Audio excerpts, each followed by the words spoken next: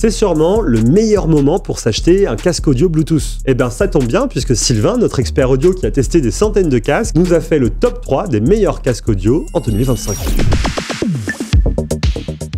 Alors, spoiler, tout de suite, on commence par le premier, forcément. Ouais. Chez nous, en termes de casque, pour l'année 2025, c'est le Bose Quiet Comfort Ultra Headphone. Le tout nouveau. Le tout nouveau, deuxième génération, qui fait donc suite à la première génération classique.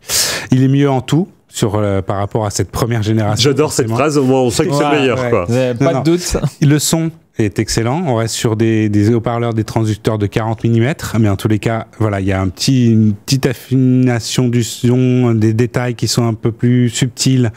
C'est très agréable. Une réduction de bruit aussi qui a été améliorée par rapport à la première génération, donc ça aussi c'est top. Un confort aussi, par contre on change pas de design, hein, on garde exactement le même design, sauf que la deuxième génération il y a un coloris violet qui est sorti, donc ça c'est aussi, voilà, ça intéresse pourquoi pas un certain public. On a un mode cinéma qui est nouveau chez Bose, qui est pas mal à regarder justement avec les films, un peu en audio spatial. Du coup, voilà, on est un peu plus immergé dans la scène. Donc ça, c'est agréable. Il est pliable, comme le premier, évidemment. Et on a aussi la possibilité de le brancher avec son câble USB et du coup de profiter de la musique sans perte, lossless. En filaire, quoi. Filaire, exactement. Ouais, il y a la réduction de bruit qui est complètement folle. Ouais, effectivement, pour nous, c'est la meilleure réduction de bruit du marché. Alors, ça a été très compliqué de le départager avec le Sony, le WH-1000XM6. Voilà, les deux se tiennent vraiment dans un mouchoir de poche, sachant que les deux sont au même prix, à 450 €. Voilà, ça reste quand même des casques haut de gamme. Ça a été, ouais, voilà, on l'a, je les ai ramenés un peu tous les casques. Il brille. Il brille, exactement. Donc on a celui-là en crème, en noir aussi, et en violet. Donc par rapport au Sony, justement, ça me fait une bonne transition parce que voilà, la réduction de bruit, ça se joue vraiment à pas grand-chose. Le Sony est vraiment excellentissime aussi. Le son est meilleur que le XM5, forcément. Le Sony, donc pour en parler, voilà, je l'ai ici. Son grand avantage par rapport au XM5, c'est qu'il peut se plier. Voilà, on l'attendait tous, que le casque puisse se plier, sachant que c'était le fait de le faire sur le XM4, il se pliait, le XM5 ne se pliait pas. Et là, du coup, Sony a dit, on vous a écouté, le 6 peut se replier. Il n'y a pas de souci.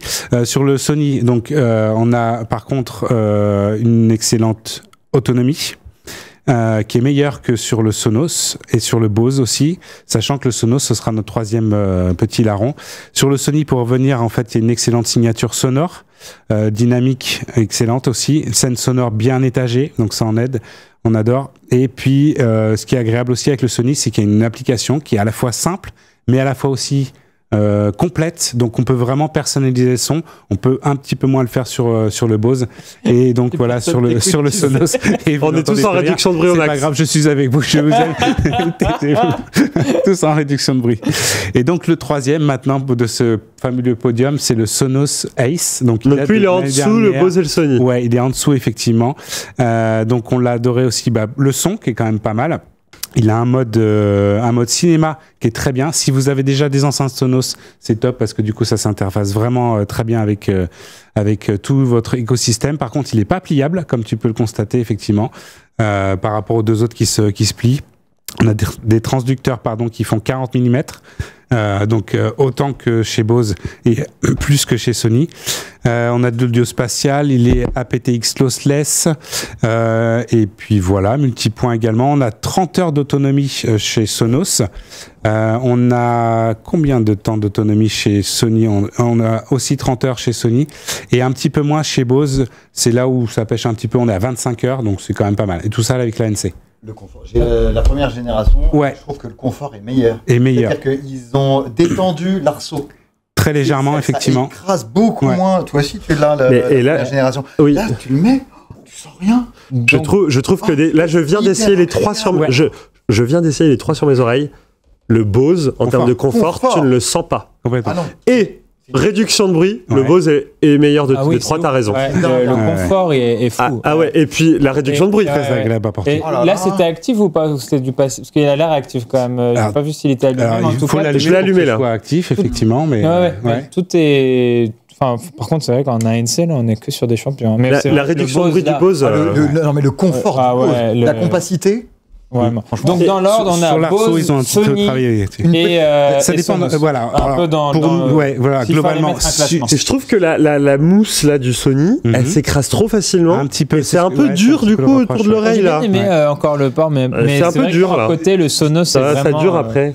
Du Bose revient plus facilement. En durabilité, on sera mieux éventuellement sur le Sony que sur le Bose, qui propose un confort un peu mieux, mais par expérience, le coussinet se délite avec le. Faudra en racheter, ouais. J'ai une petite question pour toi. Au niveau tu parlais du son cinéma. Ouais. Sur la génération précédente, on avait déjà une spécialisation qui existait. Est-ce qu'il y a une différence de dingue ? Non, il n'y a pas une différence de dingue. C'est un petit peu plus poussé, mais il n'y a pas une différence de dingue. Donc il n'y a pas d'intérêt, si on a la génération précédente, de la revendre pour prendre celle-ci ? Sur lequel ? Entre le Quake Comfort Ultra 1 et le 2. Il y a du mieux quand même dans tout, dans le son, dans l'annulation de bruit, enfin la réduction de bruit, pardon, dans le son cinéma, dans les codecs, etc. Il y a quand même du mieux. Voilà. Si on cherche, après, si on n'a pas le budget encore, on peut attendre qu'il descende encore un petit peu. Bien évidemment. Ça reste un excellent produit, hein, la première génération évidemment, mais on peut pas dire que ce soit une révolution entre les deux. D'accord. Mais il y a quand même des améliorations significatives, ouais. Complètement. Et donc ça, c'est les casques. Mais t'as pas comparé avec les AirPods Max d'Apple. Est-ce que Apple est moins bon que ces 3 casques ? Ça dépend un peu dans quel domaine. Voilà, sur le son, ça reste correct, mais pour nous, ça reste légèrement en deçà du Sony et du Bose. Sur la réduction de bruit, c'est quasi équivalent aussi. Après, c'est l'avantage d'avoir un casque Apple, c'est qu'il fonctionne parfaitement avec l'écosystème Apple. Ouais. Voilà. Mais sinon, techniquement, il est un peu moins bon que tous ces trois-là. Par rapport à ces nouveaux modèles qui sont sortis donc en 2025, milieu d'année et fin d'année pour le Bose, ou en tous les cas mois de septembre, fin août, début septembre, c'est en léger. Donc il va falloir que Apple se réveille. AirPods Max, c'était il y a 1 ou 2 ans. C'était il y a 2 ans. Deux ans, ouais. Donc mine de rien, c'est quand même pas mal d'être encore. Oui, bien sûr. Non, ça reste un excellent casque, effectivement. Et puis je suppose que les anciens modèles de Bose et de Sony sont toujours pas nuls. Ils sont toujours pas nuls. Non, c'est ce qu'on disait. Voilà, pour la première génération du Bose, ça reste un excellent casque. Pour le XM5 de Sony, ça reste aussi un excellent casque. Il n'y a pas de souci de ce côté-là, quoi. Juste que ceux-là sont un petit peu meilleurs, quoi. Ceux-là sont un poil meilleurs, exactement. Ouais. Il y a d'autres coloris pour Bose parce que je suis pas très fan de celui-là. Oui, il y a noir et il y a violet aussi. Ah, il y a le noir. Ouais. Exactement. Il y a le fameux noir. J'ai un Bose violet, moi. Sera forcément le je regrette un peu, mais ça va, ça passe. Donc là, t'as cité quand même des casques qui coûtent cher, Sylvain. Ouais. Pour les gens qui nous regardent, peut-être que tu as une recommandation d'un casque moins cher. Alors, j'ai un rapport qualité-prix, effectivement, sur l'année 2025. Voilà. C'est le Nothing. Mais qu'est-ce qu'il est original. J'ai cru que tu allais dire un autre mot. Mais... Non, je trouve ça pas si mal. En vrai, Nothing Headphone 1. Et tu sais, même dans mon entourage, mes groupes d'amis, j'ai vu déjà 2 ou 3 personnes. En tout cas, j'ai une amie proche et après, je crois avoir vu 2 ou 3 autres personnes avoir ce casque-là. Ce qui est donc plus souvent que du Nothing. J'ai vu des smartphones Nothing dans mon entourage aussi, mais le casque. De casque Nothing, je sais pas. Après, peut-être aussi il est sur la tête, donc je le remarque plus facilement. Et il se remarque très facilement. Très satisfaite, ma pote du casque. Elle est vraiment. Moi, j'aime bien. En termes de prix, mais même la qualité et tout, elle est trop contente parce qu'en plus elle l'a eu il y avait une promo genre de 100 balles, un truc comme ça. Donc sachant qu'à la base il est sorti, je crois, à un peu moins de 300 €. Ouais, mais il était cher quand même. Il était cher. Après, par rapport aux autres qui sont à 400, 450, voire 500 quand ils sont sortis. Là, on le trouve à 280, voire peut-être un peu moins avec des promos ou des choses comme ça. Rapport qualité-prix, sachant que l'audio a été travaillé avec la marque KEF quand même, qui est une marque britannique mondialement connue et qui travaille vraiment les produits, tout ce qui est enceinte, etc. Donc là, ils ont vraiment fait une super association. L'autonomie est de 35 heures, donc plus que pas tous réunis, mais en tous les cas, chacun pris indépendamment les uns des autres. Ils ont quand même aussi des transducteurs de 40 mm, donc ce qui est excellent. Ils sont compatibles haute définition, LDAC par exemple, pour ne pas le citer. 6 microphones et la réduction de bruit est quand même aussi très très bonne, quoi. Alors non, il n'est pas tactile. Ils ont choisi de mettre des boutons. D'ailleurs, je crois que tu l'as mis dans le mauvais sens. Ouais. Moi, je préfère bouton. Les contrôles sont à l'arrière. Je préfère bouton au tactile. J'avais un Milix M3 il y a longtemps maintenant. J'ai gardé longtemps, mais le tactile, Ça me saoulait plus que ça. Bah, le Sony, voilà. Après, le Sony est tout tactile ou quasiment tout tactile. Il y a 1 ou 2 boutons. Le Bose, c'est beaucoup je trouve plus qu'ils ont fait un bon compromis. Ils ont gardé juste pour le volume. Pour le volume, et on laisse appuyer pour passer entre le bruit, l'annulation de bruit et pas l'annulation de bruit. Par contre, j'adore les boutons de Nothing qui sont les molettes. Très agréable. Très agréable. Exactement. Ouais. Les curseurs comme ça, là, c'est. Ah bah, tu vas aimer celui qui va suivre après. Alors, du coup. Qu'est-ce qui suit derrière? Après, on a des casques encore un peu moins chers. Un casque à 200 € aujourd'hui. Ouais. Alors, c'est un casque qui est sorti l'année dernière. C'est le Bauer & Wilkins, le PX7 S2, sachant qu'ils viennent de sortir le PX7 S3, qui lui est sorti à 429 €. Sachant que donc le S2, lui, on peut le trouver aujourd'hui à 200 €. Et donc, c'est quand même un produit qui est sorti aux alentours des 350 €, voire un petit peu plus, en 2022.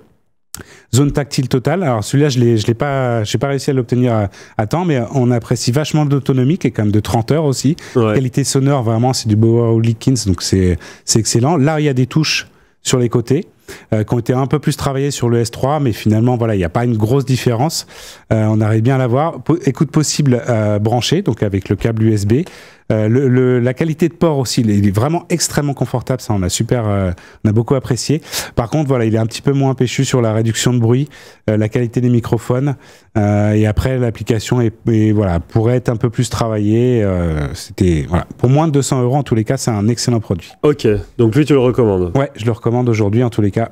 Si vous avez 200 € à mettre dans un bon casque. Bah écoute, au moins là on en a un peu pour tous les prix quoi. Ouais, mais j'en ai encore un. Encore moins cher? Encore moins cher. Oh là là. 99 € s'il vous plaît. Et là, c'est signé de la marque Nothing, ou plus exactement CMF. Ah, je savais pas qu'il avait sorti ça. Exactement. Cité. Voilà. CMF by Nothing. Tout à fait. By Nothing, exactement. Donc c'est le Headphone Pro, voilà, à 99 €. Alors lui, il a une tête plus classique pour le coup. Plus classique, ouais. Là, ils sont pas partis dans des délires de designers. Mais en tous les cas, pour moins de 100 €, accrochez-vous, vous avez quand même une autonomie de 70 heures. Wow. Donc là, ANC, il n'a pas de réduction de ANC. Et c'est 100 heures sans ANC. C'est 100 heures alors, sans ANC. Pas testé, hein, voilà, c'est données constructeurs, mais normalement, on s'approche quand même des données fabricants, donc c'est le double de. Et il y a une molette pour le son. Et voilà, il y a une molette pour le son, il y a même une molette pour les graves. De l'autre côté, il y a une petite. Un slider. Voilà, il y a un petit slider exactement qui te permet de booster les basses. Franchement, pas mal. Et ça, c'est plutôt c'est agréable. Alors, en mis du fait que dans l'application, on peut aussi gérer évidemment son son pour avoir soit un son pop, soit un son plus classique, soit un son plus jazzy, soit plus électro. Mais en plus, on peut rajouter sa petite dose de basse. Et là, franchement, c'est côté pour contrebalancer, j'imagine que la qualité audio est sans doute un peu moins bonne intrinsèquement que ceux présentés juste avant et que l'ANC est sans doute aussi peut-être moins efficace, voilà, j'imagine. Forcément des compromis, mais on a quand même un transducteur de 40 mm, ce qui est pas rien. Après, voilà, ça dépend exactement de la matière. Et il est haute définition, donc ARS aussi, donc c'est quand même assez intéressant. Et surtout, j'aime bien le côté, voilà, on n'a peut-être pas la meilleure qualité, mais au moins on donne un petit côté personnalisation et on mise sur l'autonomie. Et le dernier petit truc pour terminer avec celui-là, c'est qu'en fait, on peut changer la couleur. Ah oui. Parce que l'idée, c'est de commander ça sur le site de CMF Nothing. Et du coup, il est décliné en vert, en orange, en blanc et en noir. Et du coup, on peut commander un coussinet orange et puis du coup se le greffer. Sympa. Personnalisé, etc. Voilà. Écoute, à 99 €, je trouve la proposition sympa. Ouais. Après, alors, j'ai fait peut-être tu peux le comme ça aussi. Le casque c'est un petit peu moins confortable. Ne le mets pas parce que ça va peut-être te péter les oreilles avec la réduction. Non, mais je pense que du coup, tu peux le faire matcher avec les coloris des smartphones. Je pense aussi. C'est un peu l'idée. Exactement. Il fera partie sans doute de mes recos. Il n'a rien du tout. Moi, j'ai juste un truc pour revenir sur le Sonos. J'ai regardé parce que ça m'avait titillé il n'y a pas longtemps. C'est le seul à pas proposer de port jack. Non, les autres non plus. Ils en ont. Sony, oui. Ils en ont tous. Celui-là, lui, il est en micro jack. Ouais, voilà. Micro jack. Ouais. Et là, lui, il n'a pas du tout. Non. Donc, si on veut être en filaire, en fait, c'est en USB. Voilà, il faut un câble USB vers mini jack. Je pense à ça parce que j'ai refilé mon vieil iPod à mon fils et je cherche un casque avec un mini jack. D'accord. Bon, la gauche ou la droite ici? Mais bonne question, je sais pas. J'ai fait l'erreur de tester le CMF à l'instant puis de mettre le Bose juste après. Bon, tu sens qu'il y a de la différence en termes de confort sur le travail. 300 balles de différence. Mais franchement, le CMF à 99 €, il y a un peu rien à dire, quoi. Moi, je l'ai écouté là quelques minutes avant de rentrer sur le plateau. Et franchement, ça fait le boulot. Sur le confort, ça se joue. Ouais, ça va jouer sur le confort. Après, sur la qualité audio, on va mesurer ça. C'est pareil sur l'ANC, sur la réduction de bruit, on va mesurer ça. Elle est plus légère aux autres. Ça le sera nécessairement. Tu l'as pas encore passé en test? Non. Je l'ai juste reçu il y a quelques jours. Mais très prometteur. À peine testé, effectivement, ouais, plutôt prometteur. Bah, s'ils font le même taf sur les casques que sur les smartphones, je pense qu'il n'y a pas trop. Oui, parce que Edouard a kiffé. Edouard a kiffé le CMF. Le titre, c'était le meilleur smartphone de 2025 et coûte a priori moins de 200 balles. J'arrête pas d'en vendre partout autour de moi. Je pense que je pourrais récupérer des royalties là-dessus. Ouais. En vrai.